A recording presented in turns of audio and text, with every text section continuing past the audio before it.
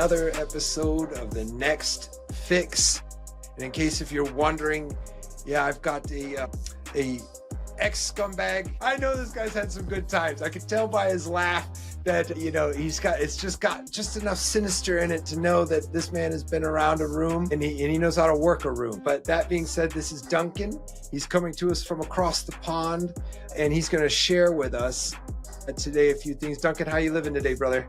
Oh yeah, I'm all good. I generally, as you point out, I've been around a little bit, and it's got a lot better of late. So yeah, I'm always good. Yeah, and you look fabulous, by the way, as well. Like this guy. I knew we were gonna get on. Yeah. All right. Okay. But now, all laughs aside, man. Tell us when the shit hit the fan. What did it look like, man? And don't pull back any punches. Let us hear it. No, for sure. So, I mean, I didn't have a particularly remarkable childhood. I went to one of those schools where they try and turn you into an employee, and that didn't really work out so well because I am totally unemployable. And, that just set up these kind of expectations that my teachers had around what I was supposed to be doing. And I had a lot of expectations around what I should be doing, and the two things didn't gel together particularly well.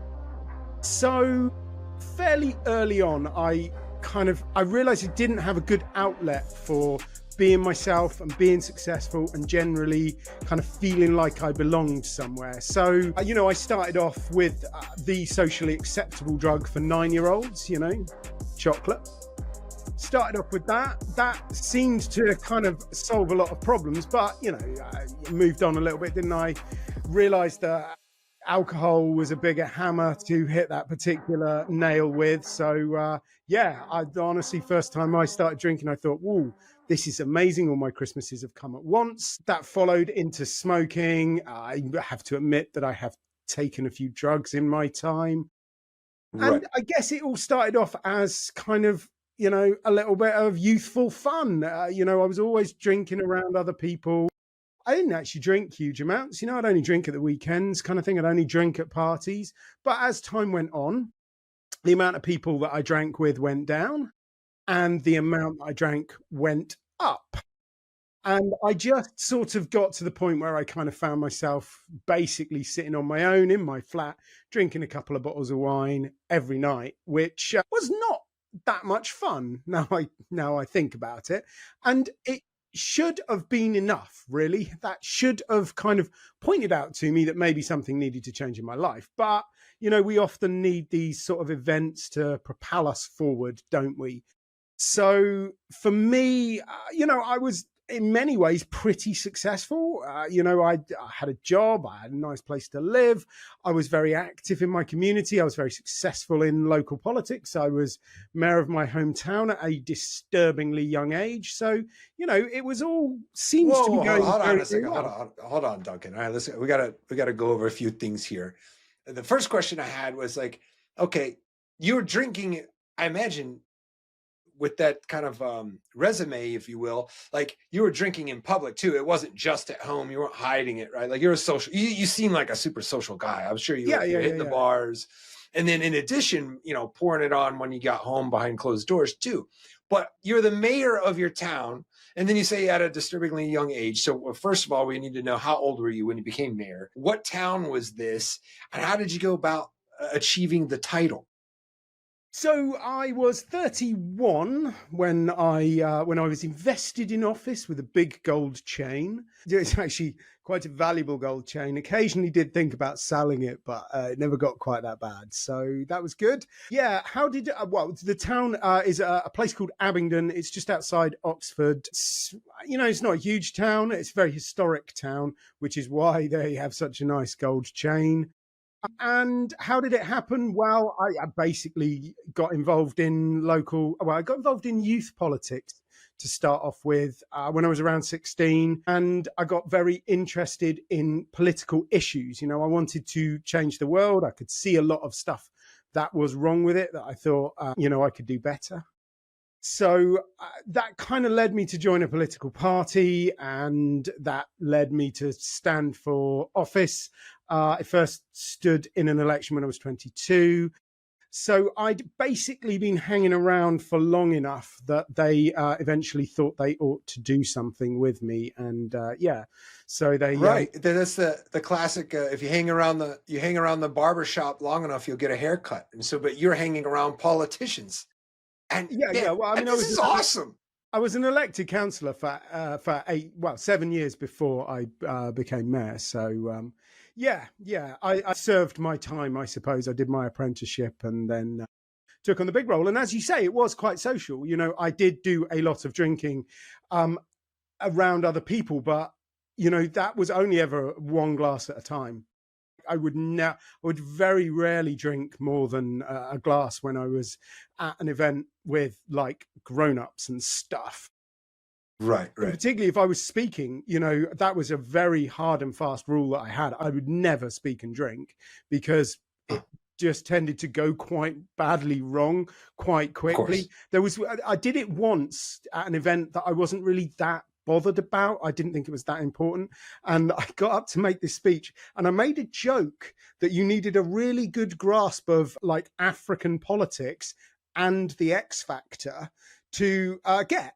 And do you know how many people really know the X Factor and African politics? It's just not a lot of people. You know, it's a surprisingly niche joke that totally and utterly fell flat. So after that, I never ever drank and spoke.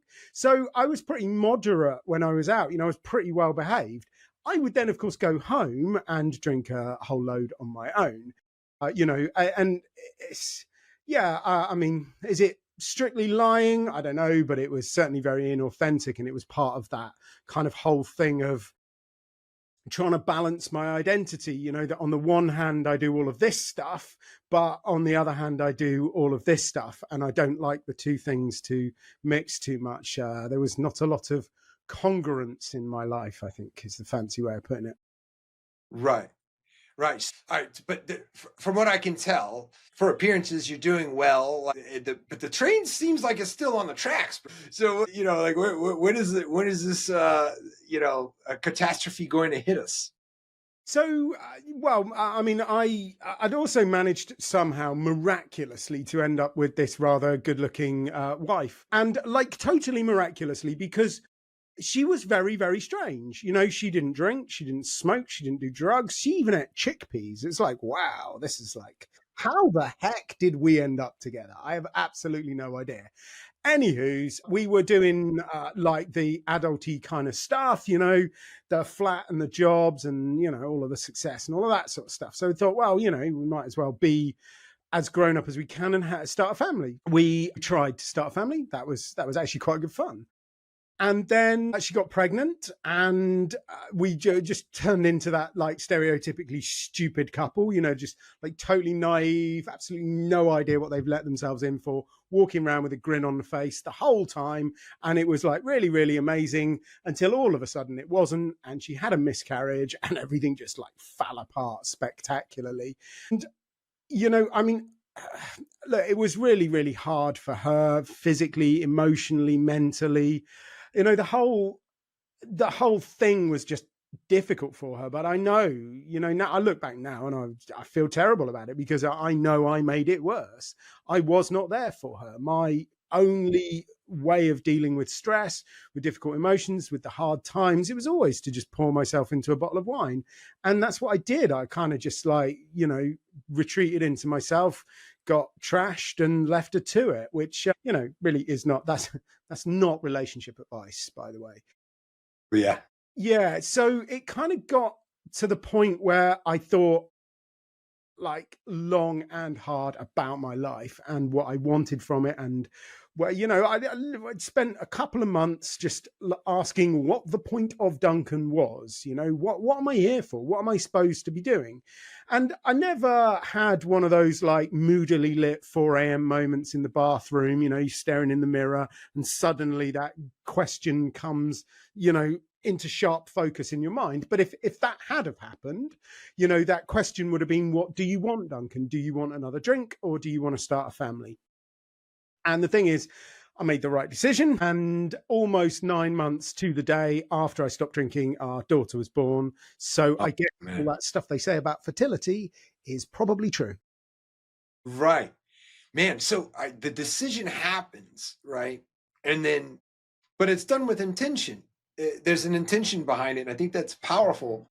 And I think that, that's sometimes people, they ask themselves that question many, many, many, many times. I know I did. I asked myself, like, why? And then if you don't have a pretty good answer, if you don't have a pretty good answer, many times it's like, then it's why not?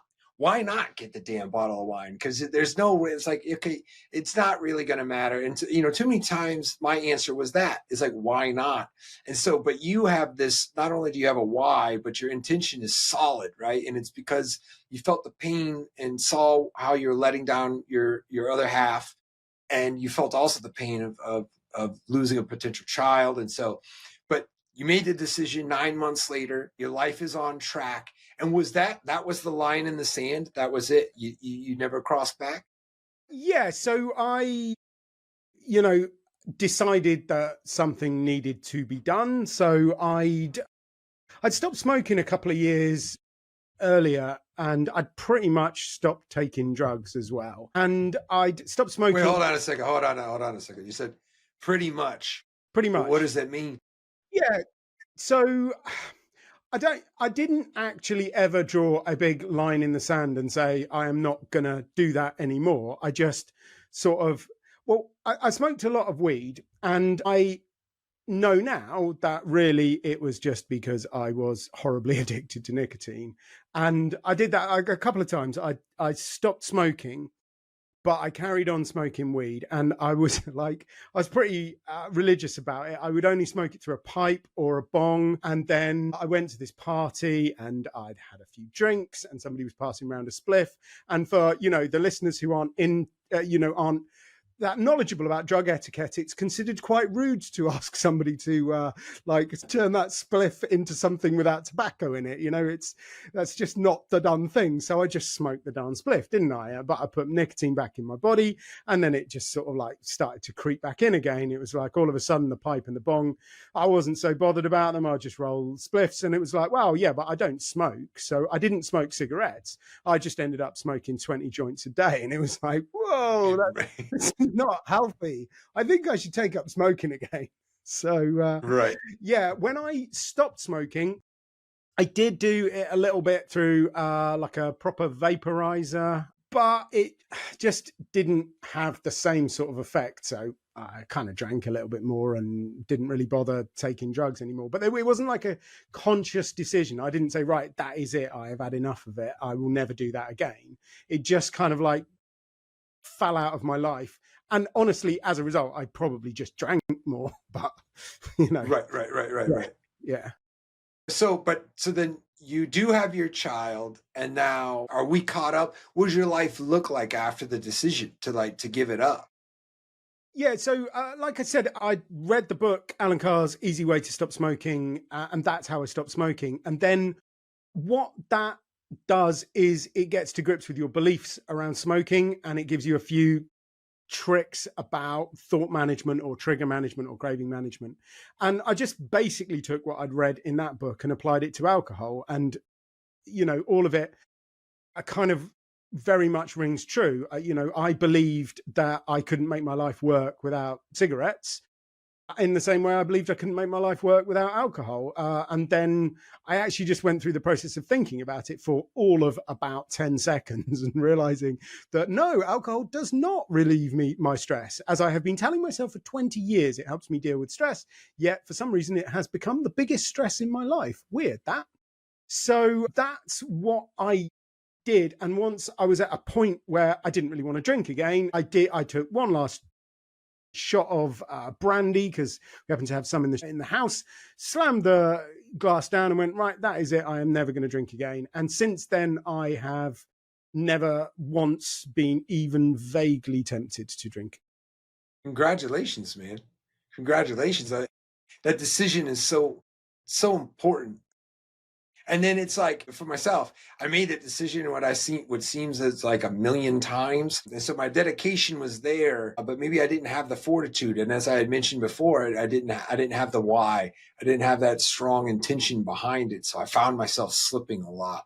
And I mean, I'm rather envious that you had the fortitude to pull it together for your family, man. Yeah, no, So honestly, I don't think it's to do with any kind of innate strength or ability on my part. Honestly, I think it is down to the fact that I just got to the point where I saw alcohol for what it really was, and I no longer wanted to drink it. And actually, not doing stuff you don't want to do is actually quite easy if you really get down to it. I mean, if I had any advantages in life, I'm dyslexic, so I struggle with certain things like left and right. Right. For the people watching, I am now waving my hands. This one, when I look at it, it's like an owl. And that is the only way I know that that is left. I have to do that literally every time I want to figure out which is left and which is right. If I want to figure out where something comes in the alphabet, I have to literally kind of say to myself, A, B, C, and I developed wow. lots of techniques like that just to get round stuff that some people find kind of easy. And I think that is the only thing that really helped me, that a lot of the sort of the thought management techniques, a lot of the ways of managing those triggers, they just made a lot of sense for me because they were very similar to the way that I'd managed a lot of the problems that I'd had, just coping with like how you spell beauty. I mean, like, who came up with that? That's It's like, like, it thing kills me too, man. In restaurant, and for the life of me, man, I'm always putting that U somewhere. I don't know. It's like no, but that you had already developed through your life several tactics, behavioral tactics to help cope with like your dyslexia and things of that nature. And so now, you're used to kind of training habitual behavior, and then you just kind of so it made sense to you. Am I right? yeah. That's it. I developed coping mechanisms. So when I read The Easy Way, and it presents you with a couple of coping mechanisms to get around the urge to smoke cigarettes. It was just like, well, that makes a lot of sense. That's kind of easy. And I found it very, very easy to implement and very memorable and very, very useful. That, so I just did the same sort of thing with the drinking.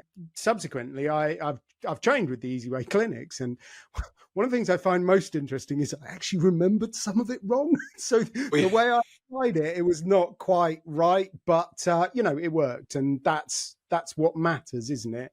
That we Right. find things that work, not that we follow some sort of ruthless doctrine. We make it work for ourselves. That's the important.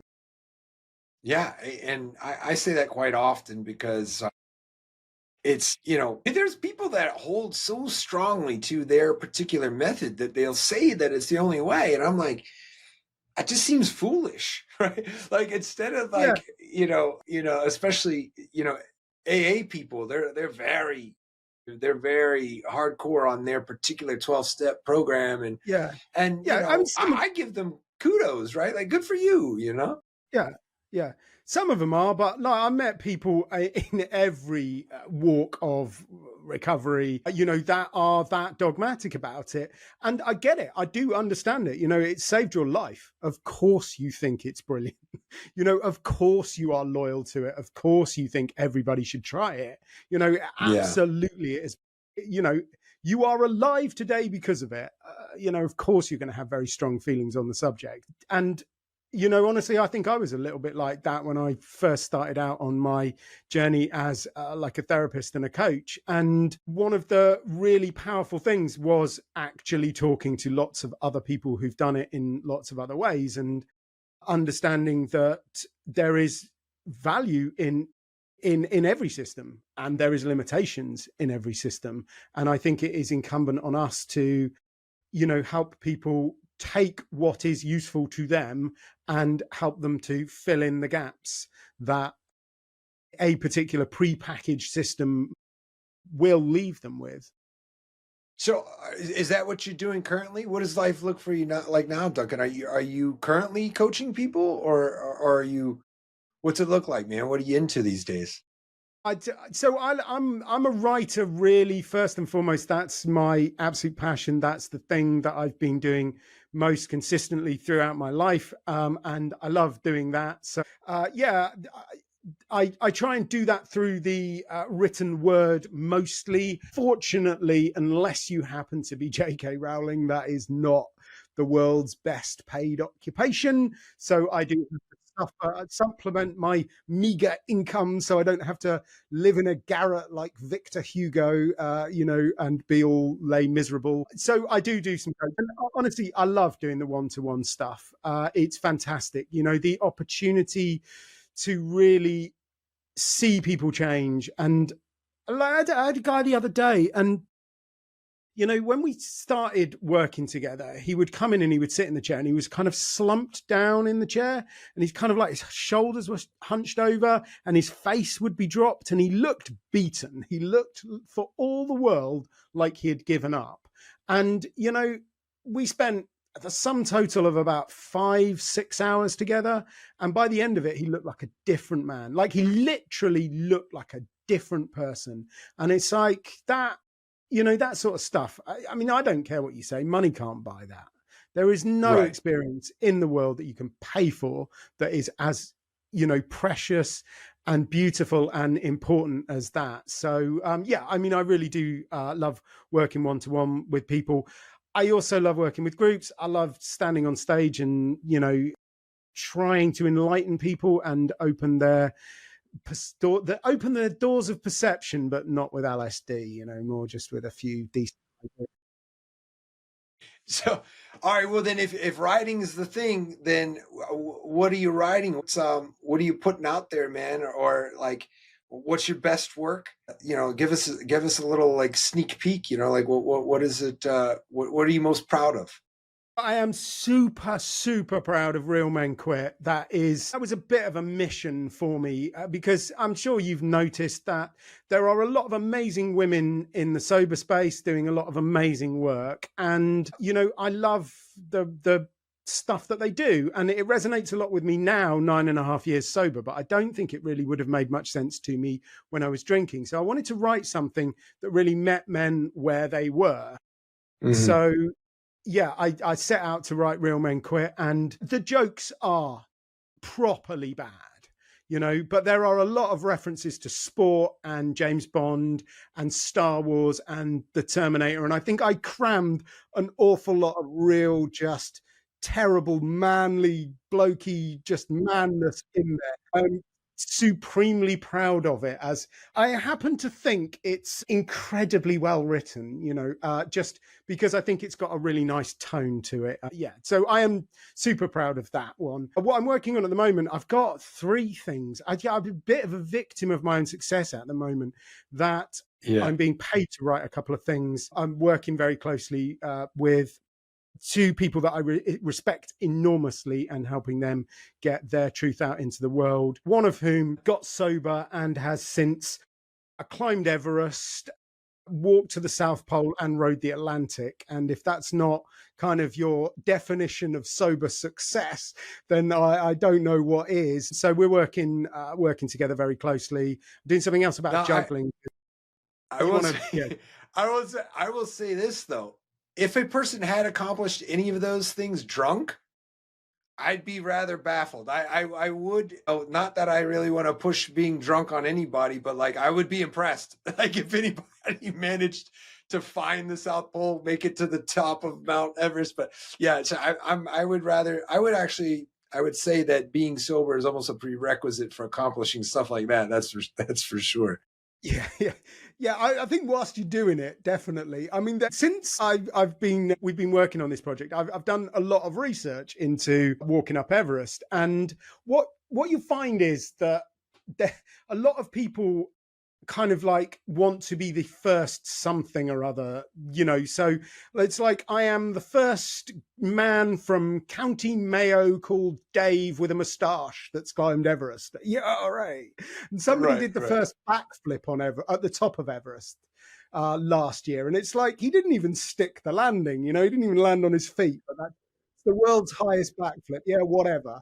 But the one thing I haven't come across is, like, I was the first person to climb Everest drunk. Yeah, just hammered drunk. Yeah, I think your chances would go down pretty rough. It wouldn't look Yeah, I good. mean it's pretty dangerous anyway.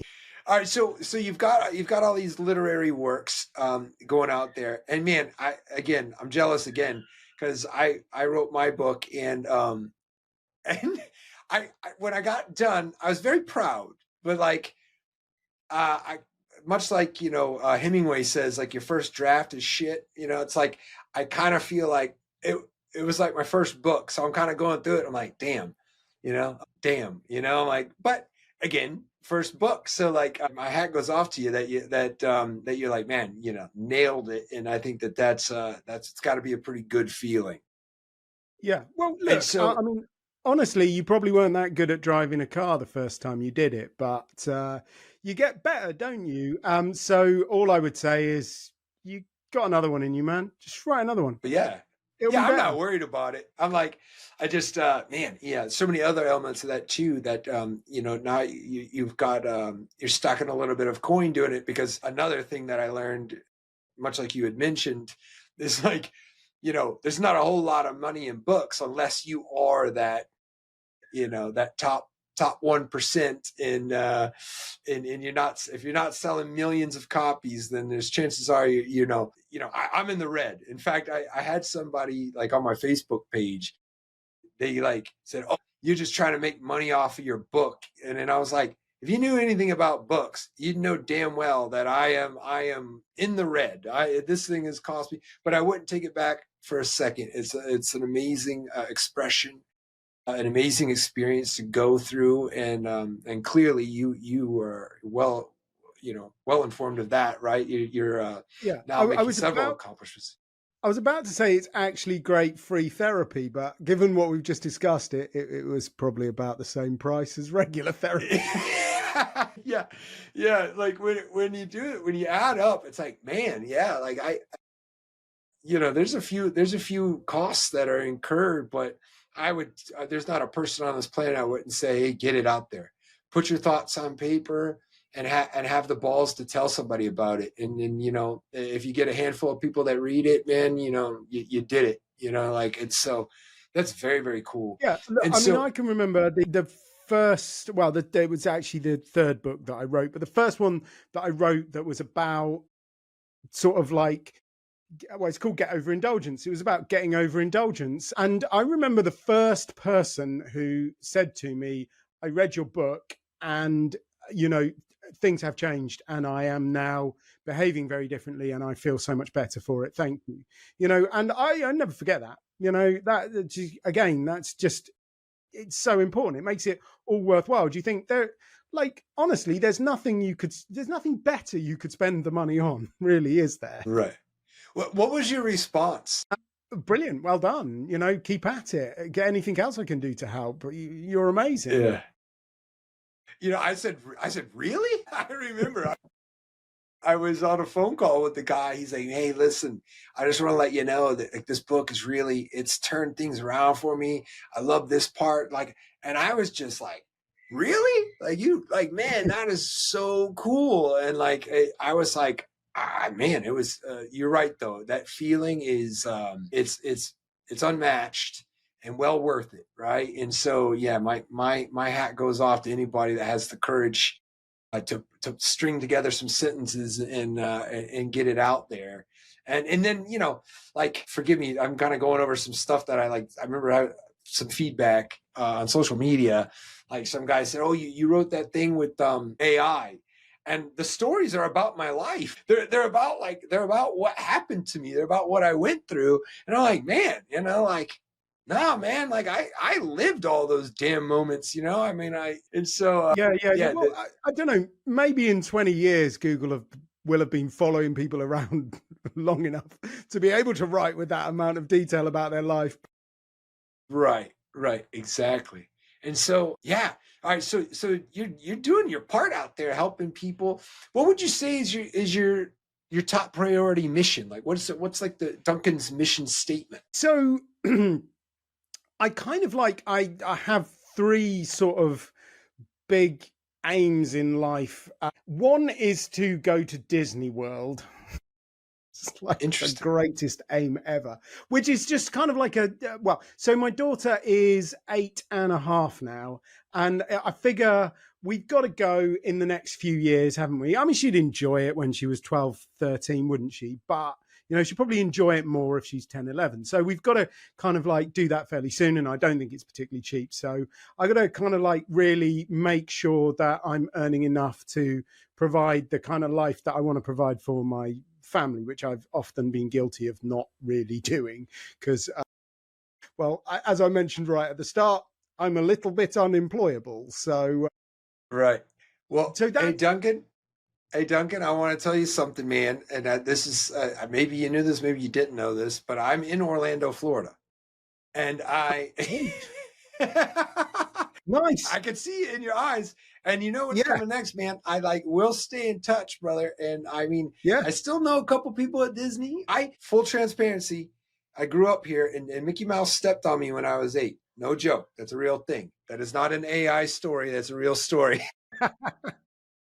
And so, but I mean, but keep in touch, man, because that sounds like an amazing plan, or at least a goal, an aim, as you put.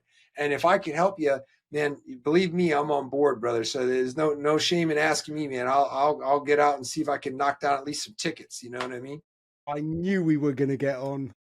So yeah, I mean that's kind of like that's part of it. Is about making sure that I can provide for my family, not just now, not just in a few years, but in the long term. Which the way my mind works is like, let's hang that on Disney World, and then I want to write every day. I love writing. I want to make sure that I've got the space to do that. I don't want to get too busy doing other things. I'm really keen on kind of spreading the love and getting the message out there, and that's why I love meeting people like you and talking to you. Thanks for the opportunity to get that out there. So those are the kind of the aims. The thing that is taking up a lot of my time and energy at the moment, I'm about 2 days short of doing the big announcement, but I've got this like really super stupid endurance thing that I'm going to be doing next April, which is just about the most ridiculous world record that you will have heard of. And I know some people do some ridiculous stuff as world records. World's highest backflip, for example. It's not I'm not going to go and stick it. It's already been done. We don't want to see that again. Exactly. That old stuff, it's no big deal. Yeah. So that's super exciting. Like I say, I'm just like, I've been talking to Guinness, which is like really weird because they're not actually an alcohol company, but they're named after an alcohol company. I think it was because it was started by the Guinness Trust. So it's like really weird being sober and talking to Guinness all the time about it. But once we've got everything nailed down, and I make the big announcement. But that's taken up quite a lot of my time. I'm having to do quite a lot of training. I was going to tell you in kilometers, wasn't I? But that wouldn't make any sense. I've run about 18 miles in the last 4 days. So, doing a bit of training. So, all right. So the endurance thing, like what are we talking? Like 100 miles? Like how long are we talking here? It will be 50 kilometers, which is about 30 miles. Right. Hey, but it's not running. That would be too easy. All right, yeah. Now, come on, give it to us, man. It's dancing. I'm gonna dance 30 miles, but it's a specific type of dancing, which, like, I'll tell you when I do the big announcement. Hey, look, man. That's like telling me you got the funniest joke in the world, and then nothing, man. Like you're kidding. Listen, my people won't tolerate this, man. Duncan, let us know. Let us know right now. What is it? What does this dance look like? Can we see you do it here? Can I do the dance right now? Not without not without trashing everything in my studio. All right. Fair enough. Close. Well, then we'll take a description then. All right. It's a kind of English folk dancing. It's a bit weird. We wear like all white, and there's the ribbons and the bells and the hat with flowers on, and it's very kind of twee and English sort of stuff. Yes, and I'm going to dance like that for 30 miles, which will take, I think, about 7.5 hours. So yes, that's basically what I'm doing. But don't tell anyone because I haven't done the official announcement yet. All right. Well, I'm still confused. I'm as to trying why to, anyone would do that. I'm trying to put this image together in my mind, and I'm not English, So I'm thinking like, what on earth could this look like? And oh my gosh, well, I am intrigued, confused and intrigued. And so, Well, yeah, that honestly, that is kind of my modus operandi. now, Confused and okay, intrigued. listen, I have found a cheat code here. This episode won't be published for some time. This will be after your, That is true. That is true. So that is yes, true. I am going to break the world record for the world's longest Morris dance. Morris dancing. Morris dancing, yeah. You see, you're even I more knew it. confused. I knew it. How much energy does this thing take?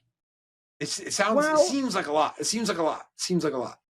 yeah, so I mean, I've been dancing for 18 years. Interestingly, I started dancing because most people that do it drink. And, I realized that I could hang around with all of these guys and they just wouldn't bat an eyelid if you were drinking at 10 in the morning. It was like, whoa, this is good, isn't it? So I started doing it because it involved alcohol. And then when I stopped drinking, I sort of thought, am I going to carry on doing this? Am I going to enjoy this? But because I sort of stopped drinking, like relatively suddenly without really telling anybody I was going to do that, I'd already committed to go to a few events. So I thought, well, I've got to go along because I can't let the guys down because, I do like them, drunk as they are. And so I went along and I really enjoyed it. And it was like, wow, actually, you know what? This is great. This is about people, this is about spending time with people that I like. This is about doing something that is enjoyable, that is physical, that is a part of my community, that has an amazing tradition to it, and it was such a revelation that there was so much to it. And I had only ever thought it was about the beer. I really just thought it was about an excuse to drink. And then when I stopped drinking, I realized how much more to it there was. And I think so much of life is like that. And if we can help people who are still drinking to realize that what they actually enjoy about their life is not the alcohol, it's all the other stuff, then, the world would probably be a happier place. So, yeah, I've been doing it for ages and I've got a lot better at it since I stopped drinking because I've got a lot fitter.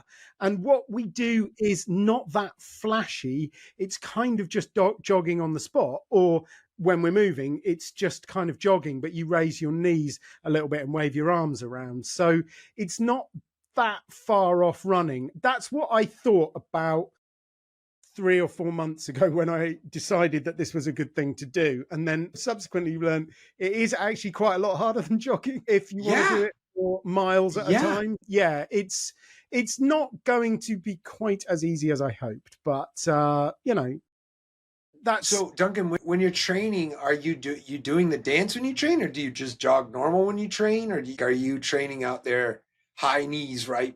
Is what I'm imagining.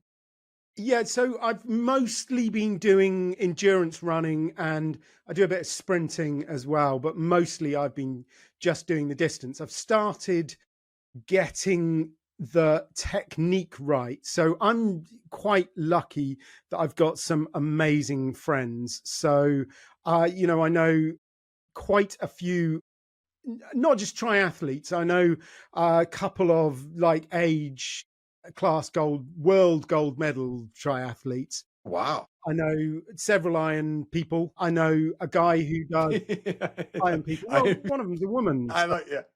Right. I love it. And I know a guy who does high rocks. He competes at the World High Rocks Championships. I know a guy who plays wheelchair basketball for Team GB. Didn't we get beaten by the Americans in the last Paralympics?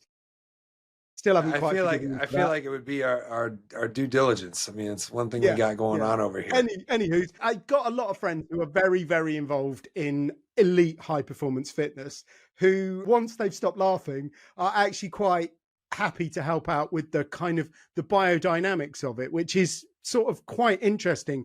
And a lot of them are like, okay, that's the weirdest question anybody's asked me in a while. Let's have a look at it. Let's see what we can do. So I've been working quite a lot on getting the technique right before I start doing the distance with it, because if the technique's wrong, then you just train the wrong technique, and that's what you get good at, and that is a recipe for disaster. So I've been putting the distance in my legs and getting the technique right, and then we're going to combine the two over the next few months. I've got till April next year, so I've still got about just under 6 months. Is there a Morris dancing judge? Like, is there going to be like somebody monitoring your form? Yeah, I have to have 2 people with me at all times to ensure that I do it for the entire distance, which is going to be quite good. I have to find 2 people who are stupid enough to follow me around, and it's sort of annoying because it's going to be too slow for them to be on bikes, but there aren't that many people who are that keen on running 50k in an afternoon. So Duncan, I got a couple of people lined up. This is, well, I'll help you with the Disney tickets. I don't have your back on the Morris, because I'm still confused. I'd be like, I think it counts. So other than the Guinness Book of World Records, where can the audience find you? Where can they come and see what you got going on, brother? Literary works, world records, and all. So if you can spell Bhaskaran Brown, I am an enormously easy person to find, because there are only 3 of us, and one is my wife and one is my daughter. My daughter is too young to be on the internet. So that is easy. But of course, most people can't even say Bhaskaran Brown. So I didn't even try. To make it, I do get introduced as Duncan quite a lot. It's fine. I get it. It's fine. Don't worry. But to make it easy for your wonderful listeners, I'd like to offer them a bit of a gift. If they want to take a look at my first book, Get Over Indulgence, if they put getover.uk, that's getover.uk, stick that into your favoured search engine, and that'll take you to a bit of my website where you can download the PDF or the Kindle version. And, that is obviously a bit of my website, so you can look around and see all of the stuff that we do. There's quite a bit of content on there.